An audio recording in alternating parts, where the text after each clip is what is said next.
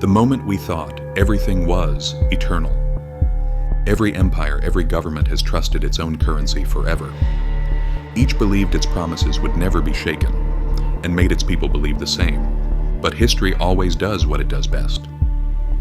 It tests everything we believe in, and most fail that test, from Rome to France, from the Confederacy to modern Lebanon. People woke up to the same morning, again and again. One day they realized their lifelong savings no longer meant anything. Salaries had lost meaning. Their futures were stolen overnight. That's why, throughout history, the rare thing isn't stability. The rare thing is lasting trust, because collapse is not the exception. Collapse is the rule. And the real question we must ask is this: when financial systems fall apart, how will you protect yourself? We look at money as if it were made of stone, unshakable, eternal. But money isn't made from earth or metal. The essence of money is trust, and trust can vanish in a single night. That's why history is both cruel and instructive. Every collapse leaves behind a trail, a warning, a lesson, a pattern. And those who read those traces correctly survive. The first lesson from Byzantium. Let's begin with Byzantium, that magnificent empire born from the ashes of Rome, standing tall for 1,000 years. It had one of the most powerful and unbreakable economies in the world, and at its very heart was a currency trusted by everyone, the gold solidus. For centuries, the solidus was so stable that it was accepted everywhere, from Europe to the Middle East to Asia. It was the dollar of the Middle Ages. But just like Rome before it, Byzantium repeated the same mistake. Rome's silver denarius had once been the symbol of power until emperors diluted it. To fund endless wars, they reduced the silver content and mixed in cheaper metals. Slowly, the once mighty Roman coin became little more than worthless tin. Byzantium should have learned that lesson, but it didn't. The purity of the gold solidus began to fade. A little more copper, a little more silver, a little more deceit, and the currency lost its integrity. At first, no one noticed, but eventually, people lost faith in their money. Trade halted. Because when no one trusts the value of money, commerce dies, and with it, the spirit of a nation. Who survived that era? Those who held real value, gold, land, tangible assets. Those who trusted what they could touch, not what the state printed. And so came the first great lesson from history. Governments always debase the currency. Real value lies in what they can't touch. The Black Death. Opportunity in disaster. But not every collapse comes from government. Sometimes it comes from fate itself. In 1347, an invisible nightmare swept across Europe, the Black Death.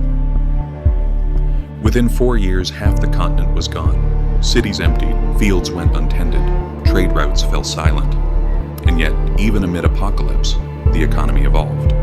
With half the population gone, workers became far more valuable. Labor was scarce, demand remained high. For the first time in centuries, ordinary workers gained real bargaining power. Lands, estates, abandoned homes, all suddenly became cheap. Those with cash, silver, or production capacity multiplied their wealth. Sound familiar? In 2020, when COVID hit, history repeated itself. Supply chains broke, governments printed trillions, the system inflated. And once again, those with liquidity, those who preserved their purchasing power, bought assets for pennies.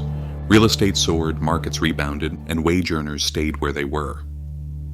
History whispered the same truth once more. Crises reward the prepared and punish the unready.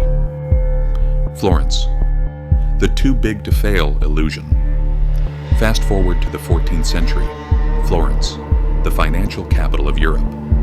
The Bardi and Peruzzi families were the Wall Street titans of their day.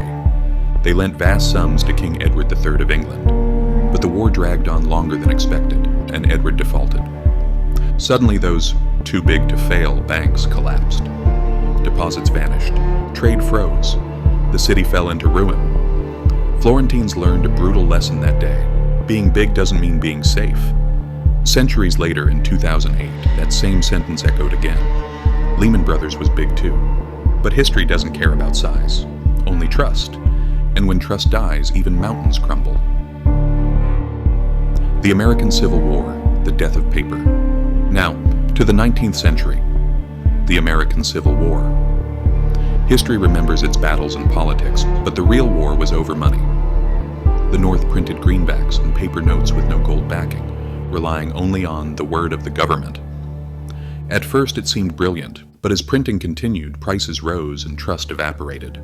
The South, the Confederacy, followed the same path even faster. They printed millions of graybacks. Eventually they became worthless. Soldiers were paid but couldn't spend. Families carried bags of banknotes but couldn't buy bread. The nation's money had died. What endured? Land, gold, food, reality itself. When a nation betrays its own currency, salvation lies not in paper, but in the real.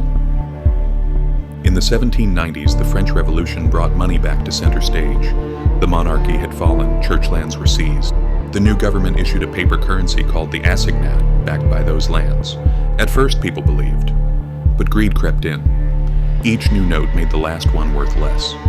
Prices exploded, wages collapsed, and soon no one wanted those notes anymore.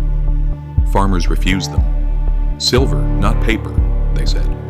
Bread riots erupted in Paris, and the revolution devoured its own children. Those who survived were the ones who trusted real things: land, gold, food. Patriotism doesn't buy bread. Real value is what the state cannot print. The Asian crisis, the price of debt. 1997. The stage shifts to Asia. Thailand, Malaysia, Indonesia, South Korea, all built on dollar-denominated debt. And everyone believed the exchange rate is fixed. There's no risk. Then speculators attacked. The Thai baht collapsed, and like dominoes, the others followed. Dollar debts became unpayable. Unemployment soared. Investments fled. Asian economies fell to their knees. The rich global funds bought up national assets for cents. Ordinary people lost everything. When you borrow in your own money, you take risk. When you borrow in someone else's, you surrender control. Now, to our own era. Between 2019 and 2021, Lebanon's banks shut their doors. People woke up unable to access their savings. Deposits frozen. The currency lost over 90% of its value. Doctors, engineers, retirees, all impoverished overnight.